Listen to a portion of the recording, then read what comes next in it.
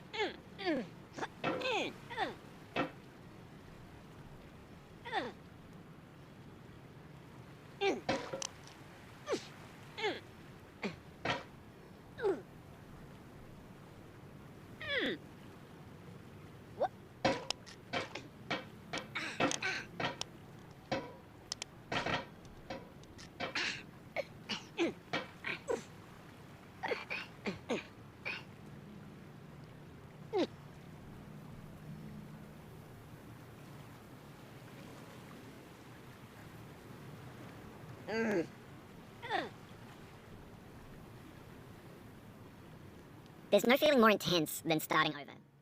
If you deleted your homework the day before it was due, As I have. Or if you left your wallet at home and you have to go back after spending an hour in the commute. If you won some money at the casino and then put all your winnings on red but it came up black. If you got your best shirt dry cleaned before a wedding and then immediately dropped food on it. If you won an argument with a friend and then later discovered that they just returned to their original view. Starting over is harder than starting up.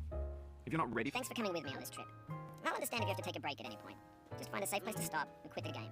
And don't worry, I'll save your progress, always, even your mistakes. This game is a homage to a free game that came out in 2002, titled Sexy Hiking. The author of that game was Jazor, a mysterious Czech designer who was known at the time as the father of B games. And B games are rough assemblages of found objects. Designers slap them together very quickly and freely, and they're often too rough and unfriendly to gain much of a following. They're built more for the joy of building them than as polished products. In a certain way, Sexy Hiking is the perfect embodiment of a B game. It's built almost entirely out of found and recycled parts, and it's one of the most unusual and unfriendly games of its time. In it, your task is simply to drag yourself up a mountain with a hammer. And that act of climbing, in the digital world or in real life, has certain essential properties that give the game its flavor. No amount of forward progress is guaranteed. Some cliffs are too sheer or too slippery, and the player is constantly, unremittingly in danger of falling and losing everything. I'm going down the road feeling bad. Anyway, when you start Sexy Hiking, you're standing next to this dead tree that blocks the way to the entire rest of the game. It might take you an hour to get over that tree. A lot of people never bypass it. Pride and code game, exploring the limits of your reach and your strength, trying to find a way up and over. There's a sense of truth in that lack of confidence. Most obstacles in video game worlds are fake. You should be completely confident in your ability to get through them. Once you have the courage to method the correct definitive just by spending enough time. In that sense, every pixelated obstacle is Sexy Hiking. The obstacles in Sexy Hiking are unyielding, and that makes the game uniquely frustrating. But I'm not sure Jazz really intended to make it frustrating. Frustration is just essential to the act. It's authentic to the process. I'm going where the climate suits my... Of building a game about climbing. A funny thing happened to me as I was building this mountain.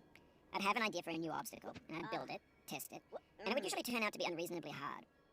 But I couldn't bring myself to make it easier. It already felt like my inability to get past the new obstacle was my fault, as a player rather than as a builder. Imaginary mountains build themselves from our efforts to climb them, and it's our repeated attempts to reach the summit that turns those mountains into something real. No. When you're building a video game world, you're building with ideas, and that can be like working with quickset cement.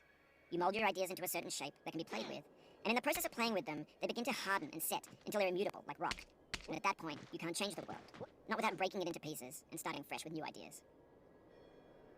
For years now, people have been predicting that games would soon be made out of prefabricated objects, bought in a store and assembled into a world. And for the most part, that hasn't happened, because the objects in the stores are trash. I don't mean they look bad or that they're badly made, although a lot of them are. I mean they're trash in the way that food becomes trash as soon as you put it in the sink. Things are made to be consumed and used in a certain context, and once the moment is gone, they transform into garbage. In the context of technology, those moments pass by in seconds. Over time, we've poured more and more refuse into this vast digital landfill